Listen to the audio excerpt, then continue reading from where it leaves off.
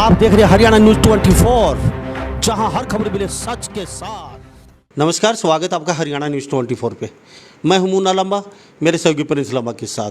आज हम मौजूद हैं बाड़ा विधानसभा, और बाड़ा विधानसभा दादरी ज़िले में आता है। और बाड़ा विधानसभा से काफ़ी धुरंधर नेता बने हैं, आए हैं और गए हैं, और काफ़ी हॉट सीट होती है। आज मेरे साथ मौजूद हैं फिर दोबारा से RTI राकेश चांदवास, आम आदमी पार्टी के जिला अध्यक्ष, हल्का अध्यक्ष हैं मेरे साथ। और कहते हैं कि आम आदमी पार्टी और RTI एक्टिविस्ट दो जुड़ जाते हैं तो फिर कुछ न कुछ बड़ा गुल खिलाने लगते हैं। अब दो पावर इनके पास, राकेश जी के पास। इन्होंने सीधा सीधा आरोप लगाया है बाड़ा के SI हैं, उन पे गंभीर आरोप जड़े हैं भ्रष्टाचार के। और काफ़ी दिन से कई खबरें अखबारों में, टीवी पे, हर जगह सोशल मीडिया पे वायरल हो रही हैं। उसको जानने के लिए हम आज इनके पास पहुँचे हैं। आखिर ये आरोप लगा क्यों रहे हैं, आखिर बात है क्या, तह तक जाएंगे, इनसे बातचीत करेंगे। मेरे साथ एक बुजुर्ग व्यक्ति भी हैं, उनसे भी जानेंगे ये बात क्यों शुरुआत हुई और कहाँ से शुरुआत हुई। तो हम सीधा राकेश चांदवास के पास मिलते हैं, क्योंकि ये पहले भी कई बार मेरे साथ चर्चा में आए हैं।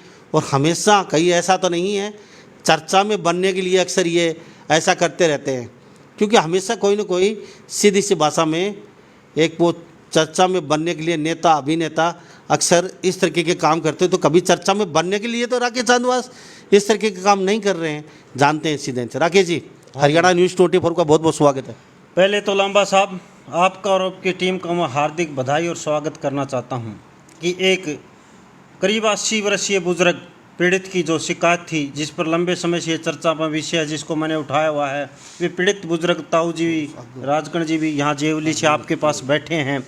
और मैं चर्चा में रहने के लिए नहीं, चर्चा में रहने के लिए हमारी पार्टी बहुत जनहित के कार्य उठा रही हैं, लेकिन मैं आज जो आपके सामने बता रहा हूं, ये बात सटीक और सच्चाई बात बता रहा हूं। किस प्रकार से बालड़ा थाने के अंदर जंगल राज चला हुआ है, मनमाना व्यवहार किया जा रहा है। बालड़ा थाना प्रभारी राजकुमार जो बालड़ा के अंदर SHO लगाया हुआ है, किस प्रकार से मोटी रकम लेकर एक पीड़ित पक्ष को न्याय नहीं दिला रहा।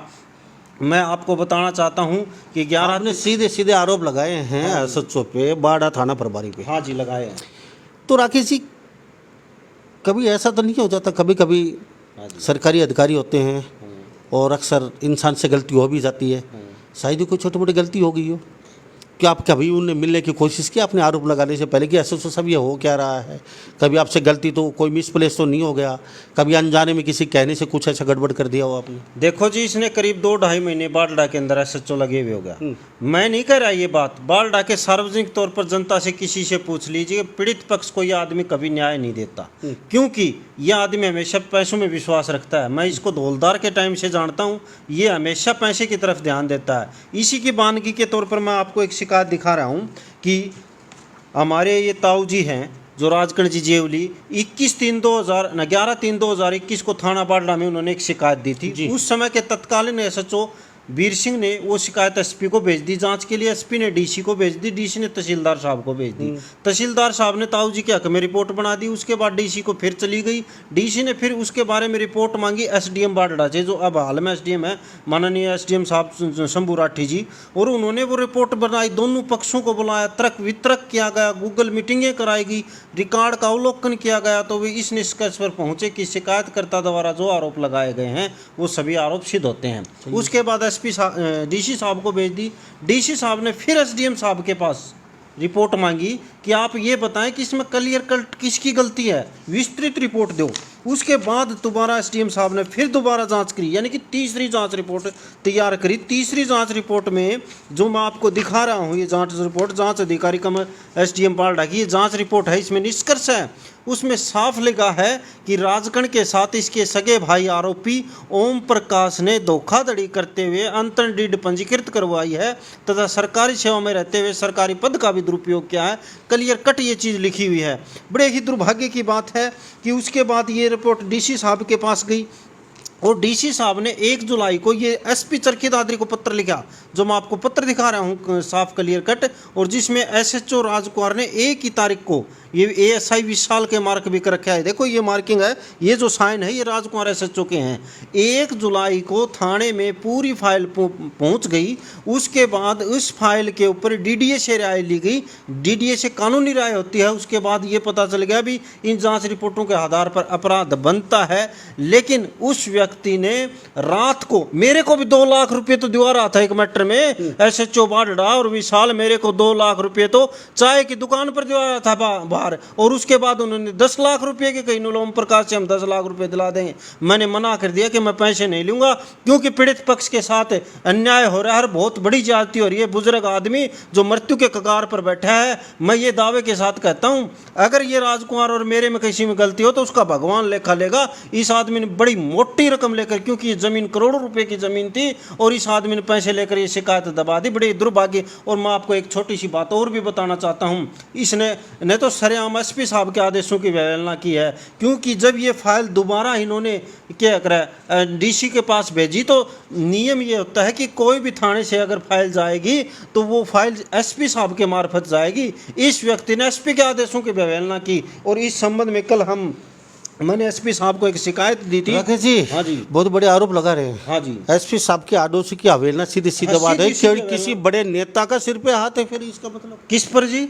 SHO बाडड़ा हमारे यहाँ JJP का एक ये वो जिला अध्यक्ष है नरेश दवार का, वो हल्के की जनता तो कह रही है भैया अव्वल दर्जे का चोर, और मैं भी कह रहा हूँ वो चोर है, क्योंकि वो लंबे समय से था। उनका इस केस से क्या मतलब? इनका इस केस से इससे मतलब है जी, मैंने ये एक शिकायत दी थी SP साहब को 16 तारीख को। SP साहब ने DSP बाडड़ा जांच अधिकारी लगाया। 24 ये मैं शिकायत दिखा रहा हूँ आपको, 24 तारीख को ये DSP साहब ने हमें लेटर जारी कराया कि आप जांच में शामिल हो जाओ। ये रहा परवाना सूचना पत्र, जिसमें मैं और SHO दोनों तलब कर रखे हैं। कल मैं बयान देने के लिए DSP साहब अनिल डूडी बाडड़ा के पास गया, तो मैंने कहा जी मैं आपके बयान दर्ज कराने आया हूं, और ये मेरे सबूत हैं, जांच रिपोर्ट अच्छा मैं आपको दे रहा हूं। मैंने ये बयान बंद कलम बंद कराए। उस वक्त तक राजकुमार ने बुलाओ इससे तर्क वितर्क करवाने SHO से। तो इस व्यक्ति ने क्या किया, नरेश द्वारका को लेकर वहाँ पहुँच गया। राजनीतिक दबाव बनाने के लिए लोगों ने वोट नैना चौटाला को इसलिए दी थी कि भ्रष्टाचार के खिलाफ लड़ाई लड़ेगी, लोगों को न्याय देगी। ये नहीं थी कि वो थाने की दलाली करवाएगी। बड़े शर्म की बात है कि उसका जिला अध्यक्ष नरेश द्वारका वहाँ दलाली करने के लिए मैंने कहा था ये नरेश द्वारका को साफ शब्दों में कि आप पार्टी के जिला अध्यक्ष हो, ये राजनीति आनी जानी चीज़ है, फिर भी भाईचारा बने। जो न्यायप्रिय बात को आपने तो उसने तो तुरंत SHO का फेवर लेना शुरू कर दिया। और देखो मैंने ये कहा DSP साहब से, DSP साहब तर्क वितर्क करवा दो। अगर मैं झूठा हूँ तो पता चल जाएगा, SHO झूठा है तो पता चल जाएगा। SHO सड़क के पड़ क्या पड़ा, मैं कोई तर्क वितर्क नहीं करूँगा। और आप क्या लग रहे हो, ये मैंने DSP बाडड़ा के सामने बयान दर्ज कराए हैं, उसमें ये लिखा हुआ है साफ। यहाँ तक बयान होने के बाद ये चीज़ में तर्क वितर्क के लिए लिखी गई थी भी दोनों पार्टियों से पूछा जाए, तो उन्होंने साफ लिखा। मैंने ये जो बयान DSP के पास है, जांच अधिकारी एवं उप पुलिस अधीक्षक बाडड़ा के सामने SHO बाडड़ा राजकुमार ने तर्क वितर्क करने से साफ साफ मना कर दिया तथा यह कहा कि यह क्या लग रहा है, बयान पेश कर रहा हूँ तथा DDA की राय फाइल पर जरूर लाकर कार्रवाई की जाए। अगर DDA की फाइल जांच पर पुलिस लाती है और तर्क वितर्क मेरे से कराती है तो मैं दावे के साथ कहता हूं कि राजकुमार नौकरी से बर्खास्त होगा SHO, क्योंकि इसने बहुत बड़ा अपराध छुपा रखा है। जी। तो हमारे साथ राकेश चांदवा से और हल्का अध्यक्ष है आम आदमी पार्टी के, RTI एक्टिविस्ट बने हुए हैं। छाती ठोक के पिछले 4-5 दिन से हर TV चैनल पे, हर अखबार में आरोप प्रत्यारोप लगा रहे हैं खुल के। तो अनिल विज जी से हम कहेंगे, अगर इस तरीके की जो वारदात हो रही हैं, अगर वास्तव में ही इनकी सच्चाई है तो अनिल विज जी आप बहुत ही सेंसियर और जनता पे भरोसा करती है, और जनता जनार्दन आपको एक बहुत अच्छे नेता के तौर पर जानती है। आप एक्शन लेते हैं और उस पर अमल भी करते हैं।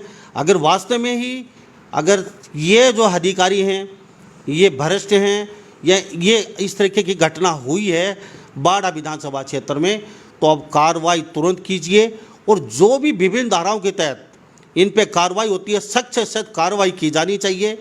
आप तुरंत एक्शन लीजिए। गृह मंत्री जी हमारी बात शायद ही सुन भी रहे होंगे, नहीं सुनेंगे तो बहुत ही जल्दी हम अनिल विज का इंटरव्यू करने वाले हैं। आपकी बात जरूर रखेंगे। ये भी अनिल विज जी के साथ हमारे साथ होने वाला है 2, 4, 5, 7 दिन में, तो उस इंटरव्यू में आपकी बात मैं जरूर रखूंगा। ये भी तो मेरे साथ राकेश बने हुए हैं, आरटीआई एक्टिविस्ट चांदवास है, और मेरे साथ कई बार ये इस तरीके के मामले लेके जरूर आते हैं। और राकेश जी, हाँ जी, चलो आरोप प्रत्यारोप लगा रहे हैं, नैना चौटाला जी साहिब सुन रही हैं, दुष्यंत चौटाला, दिग्विजय चौटाला भी, अगर वास्तव में ही पीड़ित अगर न्याय की गुहार लगा रहा है तो इससे व्यक्ति के साथ ना तो आपको खड़ा होने की ज़रूरत है, ना आपके किसी पार्टी के कार्यकर्ता को खड़े होने की ज़रूरत है। ऐसे को बिल्कुल दोषी को सज़ा मिलनी चाहिए। ये सरासर गलती है। अगर वास्तव में ही पार्टी के कार्यकर्ता अगर नरेश द्वारका इस तरीके से साथ गए हैं तो उनको इस तरीके के पुलिस अधिकारी के साथ कोई ज़रूरत ही नहीं है जाने की। और विकास कार्य बाड़ा विधानसभा क्षेत्र में अच्छे हो रहे हैं, चाहे वो कादवा में कॉलेज की बात हो, यहाँ पे बिजली वो दादरी भिवानी जाना पड़ता था, उसके लिए यहाँ अच्छा खासा बना दिया गया है। सड़कें तो लगभग पूरे हरियाणा में अच्छी हैं, फिर भी कई विकास कार्य की अच्छे हुए हैं। तो आप इस तरीके से अपने काम करवाइए। जैसे बेरला को लेके आपने डबल करवा दिया, लाइटें वगैरह, लेकिन जो ये बातें आ रही है सरासर जनता के साथ न्याय नहीं है, धोखा है। नैना चौटाला जी, दुष्यंत चौटाला जी, अगर वास्तव में ही ये डिजर्व करता है, सजा का दोषी है, तो सजा मिलनी चाहिए इस अधिकारी को। देखो जी लांबा साहब, ये मैं आपको जांच अधिकारी कम उपमंडल अधिकारी नागरिक की बाडडा की जांच रिपोर्ट दिखा रहा हूँ, क्योंकि हमारी तहसील में सबसे बड़ा अफसर है एसडीएम साहब। एसडीएम साहब ने ये बड़ी गहनता से जांच की है, और यही साफ लिख रखा है इसके अंदर भी, ये जो चीज़ है ये तहसीलदार कानून को और पटवारी द्वारा भी जांच की जा चुकी है, जिसमें ये डीड है बुजुर्ग ताऊ जी की है, गलत तैयार की गई है, साफ लिख रखा है। उसके बाद ये दूसरी जाँच रिपोर्ट, और उसके बाद मैं आपको तीसरी जांच रिपोर्ट भी दिखा रहा हूं, जिस मामले में तीन जांच रिपोर्टें जांच अधिकारियों द्वारा अमल में लाई जा चुकी हो। तो ऐसी क्या चीज कि पीड़ित के पक्ष में है सारी? हाँ, सब कुछ पीड़ित के पक्ष में है, और इतना बड़ा अन्याय हो रहा है। अगर ये कोई अधिकारी आत्मा से भी करता हो तो उसका वैसे भी धर्म होगा कि इस पीड़ित बुजुर्ग के साथ कितना बड़ा अन्याय किया है। और बस थोड़े से लोभ के लिए इस एसएचओ बालडा ने इतना बड़ा बवाल मचवा दिया कि एक जब डीडीए की राय, जो डीडीए की राय होती है, जिला न्यायवादी की राय हो, सुनील कुमार की राय है, जो पुलिस का ही जो न्यायवादी है, पुलिस का ही वो सरकारी वकील देसी भाषा में बोलते हैं, उसने भी अपनी रिपोर्ट में लिख दिया अपराध बनता है। तो वह रिपोर्ट क्यों छुपाया जा रहा है, क्यों एफआईआर दर्ज नहीं? मैं गृह मंत्री जी से हाथ जोड़कर निवेदन करता हूं कि ऐसे भ्रष्ट आदमी, एसएचओ थाना प्रभारी राजकुमार को सस्पेंड ही नहीं बर्खास्त कर देना चाहिए। आप पर हरियाणा प्रदेश की जनता बड़ी नज़र टिकाए बैठे हैं कि आप बड़ा एक्शन लेते हो। मैं मांग करता हूं, प्रार्थना करता हूं कि गृह मंत्री जी इन सभी कागजों को आप किसी भी समय बुला लें, मंगवा लें, हम आपके पास भेजने के लिए तैयार हैं। आपसे बहुत ही हाथ जोड़कर निवेदन कर रहे हैं कि इसके खिलाफ कड़ा से कड़ा एक्शन होना चाहिए, ताकि पीड़ित पक्ष को न्याय मिल सके और आपका महकमा एक सिरमौर पर हरियाणा में जा सके। अगर इस पीड़ित परिवार को, इस बुजुर्ग को नहीं न्याय मिलेगा तो मैं तो यही मानूंगा कि ये सबसे बड़ी गद्दारी आपके राज में हो रही है, क्योंकि आपकी एक जो पहचान है वो एक ईमानदार मंत्री के रूप में है। देश के सबसे बड़े ईमानदार मंत्री के रूप में आप जाने जाते हो। आप, मैं मांग करता हूँ तुरंत एक्शन लेना चाहिए। और मैं तो दुष्यंत चौटाला जी से भी निवेदन करता हूं कि इस मामले को दबाने में जो उसके जिला अध्यक्ष नरेश द्वारका ने अपनी पूरी ताकत जोर करी है, उसको जिला अध्यक्ष से बैठाना चाहिए, और उसके खिलाफ इस मामले में अपराध छुपाने की नीयत से उसके खिलाफ भी एफआईआर दर्ज करानी चाहिए। जी, तो हमारे साथ राकेश चांदवास बने हुए हैं। हम नरेश द्वारका से भी बातचीत जरूर करेंगे, उनसे बातचीत करेंगे इस मसले को लेके। अगर वो हमसे बातचीत करना चाहेंगे तो आपके समक्ष 1-2 रोज़ में हम दोबारा से बातचीत करेंगे, आपके सामने बातचीत लेके आएंगे कि वास्तव में नरेश द्वारका इसमें इन्वॉल्व है या नहीं है। तो राकेश जी, हाँ जी, चलो मान लेते हैं गलती है, तो मान ही लेते इसमें जी ठीक है जी, इन सब जानते हैं। तो अभी इस केस को आपके हाई कोर्ट, दिल्ली, हरियाणा, पंजाब और हरियाणा हाई कोर्ट में आपके आज 2 वकीलों से मेरी बातचीत हो रही थी। तो अभी वो रास्ते में बोल रहे थे कहीं करनाल के, पता नहीं, अम्बाला के पास। तो वो मेरी बातचीत हो रही, मैं आपसे बातचीत करना चाहता हूँ जो आपके वकील हैं। वो कह रहे हैं इस मसले को लेके हम हरियाणा और दिल्ली कोर्ट में, पंजाब संधि कोर्ट के अंदर वो निकल चुके हैं सुबह कि इस मसलों को लेके। तो मेरी बातचीत हुई थी, आपके जो वकील हैं तो काकड़ोली से हैं, सुनील सोरण, और उनके साथ एक वकील और थे। हाँ, हाँ तो जी, वो कह रहे राजेश थे बादल जी, राजेश बादल जी, हाँ। ये दोनों वकील जा लिया हाई कोर्ट हाँ, में। तो और कल हम जो हमने बयान आज हाँ जी उनके साथ ही बातचीत करना चाहते थे। राकेश चांदवास को भी उनके साथ ही बैठा के पूरी प्रक्रिया के तहत हम इनसे जानकारी लेना चाहते हैं, लेकिन इनके दोनों वकील इस मामले को लेके पंजाब और हरियाणा हाई कोर्ट के लिए सुबह निकल चुके हैं। हाँ जी। उनसे मेरी बातचीत हुई, उन्होंने कहा कि इस केस को हम यहाँ छोड़ने वाले नहीं हैं। हमने पूरा करो मरो की स्थिति अपना ली है कि एक छोटा सा नुमाइंदा सरकार का किस तरीके से सारी सरकारी मशीनरी को ताक पे रखा हुआ है। इस मसले को लेके हरियाणा चंडीगढ़ हाई कोर्ट में हमारा वकीलों का पैनल है जो सेवा करे हैं निस्वार्थ भाव से, पीड़ितों को न्याय दिलाते हैं, उनसे कोई पैसा नहीं लेते। हम इस केस को वहाँ लेके जा रहे हैं, वहाँ पुटअप करेंगे और कई जो अधिकारी इसमें इन्वॉल्व होंगे उन पे भी गाज गिरने वाली संभाविक है। राकेश जी, हाँ जी वकील तो निकल चुके हैं। हाँ जी। ये मामला अगर यहाँ सुलझ जाए तो फिर इतना बड़ा लंबा चौड़ा करने की क्या जरूरत है? देखो जी, यहाँ सुलझ जाए ठीक है, लेकिन सुलझने वाला होता तो यहाँ FIR लॉन्च कर देनी चाहिए थी। चलो, गलती हो जाती है आदमी से, गलती कोई की लोभ लालच हो गया, चलो। हाँ, लोभ अब लालच ये हो गया। मामला अगर सुलझना चाहे यहाँ पे, हाँ। आपके वकील जैसे अभी चंडीगढ़ और हरियाणा हाईकोर्ट के लिए सुबह वो आज याचिका हाईकोर्ट में हाँ, हाँ। SHO राजकुमार के बाई नेम खिलाफ दायर होगी। नहीं। हम पुनः मांग करेंगे जबरदस्त, हमारे वकील। तो अगर ये मामला सुलझ जाए तो कैसे फिर सो ये सुलझने वाला नहीं है जी। नहीं, इसने एक नहीं, मैं सामाजिक आदमी हूँ। चलो बाकी छोड़िए, इस मामले को लेके अगर मामला सुलझ जाता है इसके तभी सुलझे, SP साहब इसके ऊपर तुरंत संज्ञान ले, FIR दर्ज कराए और इस SHO के खिलाफ कड़ाई कार्रवाई एक्शन लिया जाए, ताकि आम लोगों का पुलिस प्रशासन, SP साहब बड़े अच्छे आदमी हैं, उन्होंने तुरंत एक्शन लेना चाहिए इस चीज़ को। हो सकता है कि आज की बात उनको पहुंच भी गई होगी, आज अखबारों में भी आई हुई है ने और यूट्यूब चैनलों पर भी आई हुई है और आपके चैनल के माध्यम से भी पहुंच गई होगी। मैं तो ये मांग करता हूं तुरंत एक्शन लेना चाहिए। ये जो पीड़ित पक्ष है कितना आज मजबूर है, आप पर न्याय की उम्मीद, SP और DC दोनों न्याय की उम्मीद होते हैं। लोग जब उनके पास जाते तो न्याय सोचते हैं कि न्याय मिलेगा, उनकी महात्मा भी होती है। अगर SP साहब हमें न्याय नहीं दे पाएगा तो कौन दे पाए। बड़े दुर्भाग्य की बात है कि इन लोगों को हाई कोर्ट का दरवाज़ा देखना पड़ रहा है। क्यों देखना पड़ रहा है जब सब कुछ हक में है? एक SHO ही क्या चीज़ हो गया कि उसने हाई कोर्ट तक किया अगर लोगों को दरवाज़ा दिखाने के लिए। किसी नेता के सिर पे हाथ होगा। नेता का तो है ही, वो तो बता रहा कि उन्होंने पैसे इकट्ठे करने के, ये लुटेरे तो थे पहले भी, ये पहले इनोलम था जी लुटेरा था, JJP में जी लुटेरा हो गया, तो ये लुटेरों का गिरोह बना हुआ है जी। तो बीजेपी सरकार तो कहती है भ्रष्टाचार बिल्कुल खत्म, तो क्या उनको बीजेपी सरकार को पता नहीं है? इस हिसाब से मैं मांग कर रहा हूँ जी, साफ मांग कर रहा हूँ कि ये रिपोर्ट आप किसी भी समय मंगा लीजिए। ये DC कार्यालय का पत्र आपके चैनल के माध्यम से गृह मंत्री को कर रहा हूँ। 29/10 HRA ब्रांच का है, 1/7/2021 का ये फाइल है। पूरी आप फाइल मंगा लीजिए, आपको परत दर परत खुल जाएगी। मैं दावे के साथ कहता हूँ कि अगर इस फाइल के अंदर हमारी कोई छोटी मोटी भी कमी आ जाए तो मैं हरियाणा प्रदेश छोड़ने के लिए तैयार हूँ। कभी हरियाणा प्रदेश में अपनी शक्ल नहीं दिखाऊंगा, मैं दावे के साथ कहता हूँ जी। तो हमारे साथ एक बुजुर्ग और बैठे हैं जिनसे ये मसला शुरुआत हुई थी। बाबा राम राम। राम राम भाई। बाबा थोड़ा सा आगे हो गए। बाबा क्या नाम है? राजकरण। बाबा सारा झमेला आपसे ही शुरुआत हुई है। मेरे तो भी है ये। बाबा ये क्या मैटर इतना बड़ा झमेला हो गया? पूरे हरियाणा में आज पूरा मामला चला हुआ है, बड़े बड़े आला सीनियर लीडर नेताओं के पास बात भी पहुंच चुकी है। यह जीवन बाढ़ जमीन खरीदी थी, वह जमीन इसने आपका नाम करवा ली। नहीं बोले भाई किसान कार्ड बनवावा। बाबा रो मत, भगवान सुन रहे हैं आपकी।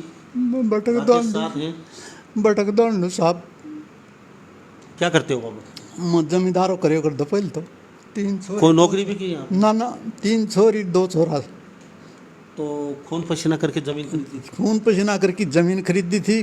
कोई भैंस बेची, कोई ऊँटड़ी बेची, कोई पाडो बेचो, दूध बेचो, सारो सौदो करके उसने जमीन ली, इन्होंने सारी वो ले गयो।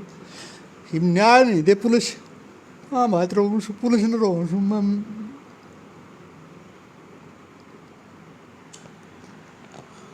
बाबा किसी पे भरोसा है? सरकार, प्रशासन, नेता, अभिनेता, किसी पे? प्रशासन पर भरोसा है जी। प्रशासन कर सके, कोई काम कर सके, और बाकी ये कौन करे? पुलिस वाला तो करे नहीं, पर तो भरोसा है नहीं जी। बाबा भाई से मिलने की कोशिश की कभी? मिले कौन जी, कोई तो पर अंडी जाए। बाबा हो सकता है लालच में मन आ गया हो और लालच के वशीभूत होके उन्होंने थोड़ा सा गलत कदम उठा लिया हो, अब वो सुन भी रहे हो, शायद देखे भी गए, अभी या देख भी रहे होंगे, अगर वापस करना चाहिए आपकी ज़मीन को तो नैना के लिए बड़ा जोर लगाया था जितवाने के लिए था जी। सत्तावन में। हाँ जी, अगर वापस करना चाहिए ज़मीन को आपकी को कौन नहीं आपके करा भाई? कौन नहीं करा, हमने परिवार इकट्ठो करो जी। यो थान वाला नहीं बोला तू तेरा परिवार ने इकट्ठो कर ले। मन 40 घर से हमारा सारा घर इकट्ठा करके नहीं बोला भाई तड़का 10 बजे थाने में आ जाइयो।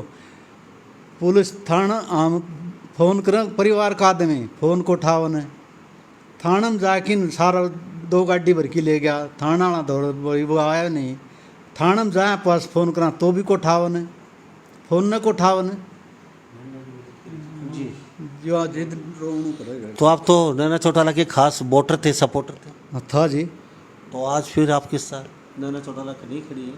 वह को नहीं खड़ी हुआ तो पैसा ले गया ना उन तो उसका उरा जो है ना ये पैसा है ये पैसा ले फिर उसको काम करो ये अंडी जानी। जी। हाँ बात तो यह है ना। तो मेरे साथ बुजुर्ग 70 वर्ष से ऊपर उम्र है, रो रहे, आंखों में आंसू हैं।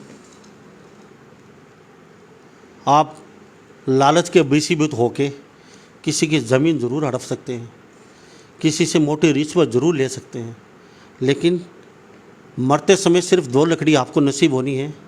आप अपने बेटे के लिए, पोते के लिए बैंक बैलेंस, नोटों की गड्डियाँ ज़रूर चुन सकते हैं, लेकिन भाईचारा कायम नहीं रख सकते।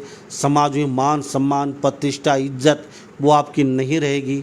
मरना एक दिन सबको है, यहीं पे रहना है, यहीं पे खाना है, मेल बांट के रहना है। तो इस तरीके के कार्य ना करके थोड़ा सा आप अगर दूसरी हिसाब से सोचा जाए तो बाबा की ज़मीन अगर वास्तव में इनकी है तो छोटे भाई सुन रहे होंगे, उनको दे देनी चाहिए। इनको भाई हमसे गलती हो गई और कहीं ना कहीं हम आपकी ज़मीन वापस लौटा रहा हूँ, और इस मामले को रफ़ा दफ़ा कर देना चाहिए। अगर वास्तव में थोड़ा बहुत उनको ज़मीर है, अगर दिल में थोड़ी दया है, भाव है और इंसानियत है, सगे भाई एक खून के दोनों, और छोटी सी जायदाद के लिए 20 से 50 60 70 लाख के रुपए कोई मायने नहीं रखते। अगर आज बीमारी के कारण आपको 1 करोड़ रुपये देना पड़ गया तो फिर आपकी धन दौलत कहीं नहीं रहेगी, सब कुछ चौपट हो जाएगा। तो नैना चौटाला जी यहाँ से विधायक हैं, बड़ी खुशी खुशी यहाँ से लोगों ने आपको जिताया था और भारी बहुमत से, और नया क्षेत्र, नया जिला, नया विधानसभा, और लोगों ने हाथों हाथ आपको सिर आँखों पे बैठाया। आप डायरेक्ट काम कीजिए, किसी को बीच में मत रखिए, चाहे कोई जिला अध्यक्ष हो, चाहे हल्का अध्यक्ष हो, चाहे छोटा कार्यकर्ता हो, चाहे बड़े कार्यकर्ता हो, आप अपनी सिक्योरिटी अलग से रखिए, अपनी तहकीकात करवाइए और उसके बल पर ही आप काम कीजिए। खाली उनके कहने से ही आप काम ना करें। किसी एक व्यक्ति को यहाँ पे आपके अलावा पावर देना सरासर नाइंसाफ़ी है, गलत है।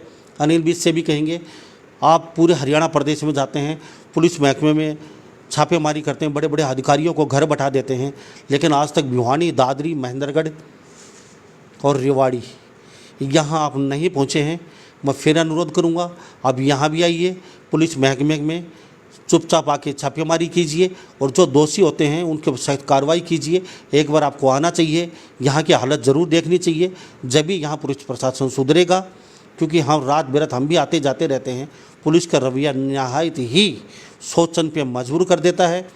थाने में जाते हैं तो लोगों के पैर कांपने लग जाते हैं थाने में जाते समय, और उस समय किसी को अगर ज़रूरत होती है रात को 12 बजे तो सिर्फ एक ही चीज़ दिमाग में आती है कि पुलिस, अगर कोई रात को अकेला जाता है तो पुलिस, अगर किसी को डॉक्टर की ज़रूरत होती है तो पुलिस, अगर किसी का मारपीट होती है तो पुलिस, पुलिस हर जगह आती है। लेकिन कहीं कि फिर भी डर, भय, खौफ लोगों में बना हुआ है। तो इसको किस तरीके से भाईचारे के साथ पुलिस ऐसा दर्शाए कि यहाँ आइए, हम आपकी सुनेंगे। तो अनिल विज जी अगर वास्तव में दोषी हैं यहाँ के SHO, जिन पर आरोप प्रत्यारोप पिछले 1 हफ्ते से राकेश चांदवास हर टीवी चैनल पे बैठ के लगा रहे हैं खुल्लम खुल्ला, तो आपने कार्रवाई करनी चाहिए। और जो भी विभिन्न धाराओं के तहत 2 धाराएं बनती हैं, सख्त से सख्त कार्रवाई करके उनको जेल की हवा ज़रूर खिलानी चाहिए। और साथ साथ में हम राकेश जी चलते चलते पूछ रहे, राकेश जी क्या कहेंगे? मैं ये कहना चाहूँगा जी, मैं जो आरोप लगा रहा हूँ ना, ये मैं झूठे नहीं लगा रहा, विद प्रूफ और विद सबूत के साथ लगा रहा हूँ। ये अभी जो हमारे SDM साहब हैं माननीय शंभू राठी जी, बहुत ईमानदार अफसर हैं और इन्होंने ईमानदारी से और गहराई से ये जांच की है। जब ये मैंने जांच रिपोर्ट मिली है, ये ताऊ जी द्वारा उपलब्ध कराई गई है मेरे को जांच रिपोर्ट, इनको देखने से लगा तो मेरी आत्मा रो उठी कि किस प्रकार से जंगल राज, अगर ये सच्चो इतना बढ़िया आदमी है तो इसको मधुबन लगाए, अच्छी अच्छी ट्रेनिंग देकर अच्छे अच्छे हवलदार और सिपाही तैयार करेगा। ये तो भ्रष्टाचार का बहुत बड़ा अड्डा है और सारी जनता दुखी है, मैं नहीं। किस प्रकार से, बड़े शर्म की बात है कि किस प्रकार से एक 80 वर्षीय बुजुर्ग फूट फूट के आपके साथ कैमरे के सामने रो रहा है पुलिस प्रशासन के। बड़े शर्म की बात है। मेरा कभी मौका लगा और कभी आम आदमी पार्टी की सरकार आई तो इन भ्रष्ट लोगों को चुन चुन के इलाज किया जाएगा, ये मैं दावे के साथ कहता हूँ। जी राकेश जी, अब तो आपके वकील भी पूरा पैनल है, 17-18 वकील का। हाँ जी। दिल्ली और चंडीगढ़ और हरियाणा हाईकोर्ट में बैठता है। हाँ जी। यहाँ दादरी बैठते हैं, भिवानी बैठते हैं। हाँ जी। एक पैनल वकीलों का आपका निकल भी चुका है इस मामले को लेके। हाँ जी। तो आप तो आश्वस्त होंगे, सजा तो इनको होनी है, नौकरी तो जानी है सर। सभी काम होंगे जी, थोड़ा सा समय लगेगा, कोर्ट की प्रक्रिया में टाइम लगता है, समय बर्बाद होता है। क्यों पीड़ित पक्ष को और बुजुर्गों को इस वक्त आराम करने कितने है। मैं दावे के साथ ये भी कह रहा हूँ कि जिस SHO राजकुमार ने इस बुजुर्ग की आत्मा को दिखाई है वो तो 1 साल नहीं लिखड़ेगा। जो मैं कह देता हूँ वो पक्का कोई बड़ा कांड होगा और ये याद रखेगा उस दिन राजकर्ण जेवली इसको याद आएगा। बड़ा कांड मतलब कुछ ना कुछ कर देगा भगवान कर देगा अपने आप। जी जी जी, बिल्कुल ठीक है। आत्मा किसी की नहीं तो अगर इनके वास्ते वकील है, भाई को सोचना चाहिए कि ज़मीन वापस कर देनी चाहिए। और हरियाणा और पंजाब हाईकोर्ट के लिए इनका पैनल भी निकल चुका है। SHO की सज़ा तो लगभग तय है ही, लेकिन 6 महीने लग सकते हैं इस मामले को लेके। तो इस बारे में आप क्या सोचते हैं, कमेंट में अपनी राय जरूर दे दीजिए। मैं मुन्ना लांबा, मेरे सहयोगी प्रिंस लांबा के साथ, हरियाणा न्यूज़ 24। नमस्कार, जय हिंद। आप देख रहे हैं हरियाणा न्यूज़ 24, जहां हर खबर मिले सच के साथ।